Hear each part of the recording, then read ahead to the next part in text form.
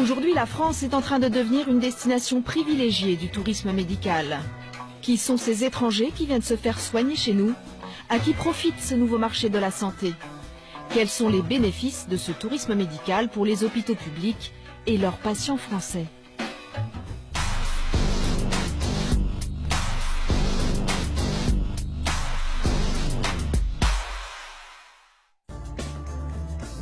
À Neuilly-sur-Seine, en banlieue parisienne, l'hôpital américain a été le premier établissement en France à accueillir des étrangers. Aujourd'hui, cette clientèle représente 30% de ses patients. Voici Demba Kandji. Il arrive de Dakar.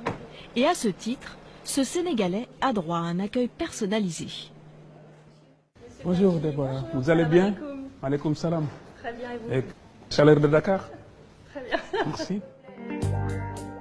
Ce haut magistrat de 62 ans a fait plus de 4000 km simplement pour un bilan de santé. C'est au bureau 22. Allez-y, je vous en prie. Merci madame.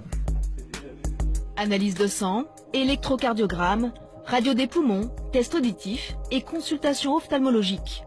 Une batterie de tests réalisée en seulement 48 heures. C'est l'heure du bilan. On va pour la visite de synthèse avec tous les examens. Tension parfaitement équilibrée et il n'y a aucun argument pour penser que vos artères aient le moindre problème. Ça me soulage. Risque d'AVC très faible, donc c'est très bien. Merci. Et votre prise de sang, pas de diabète, Merci. une prostate en pleine forme. C'est très bien.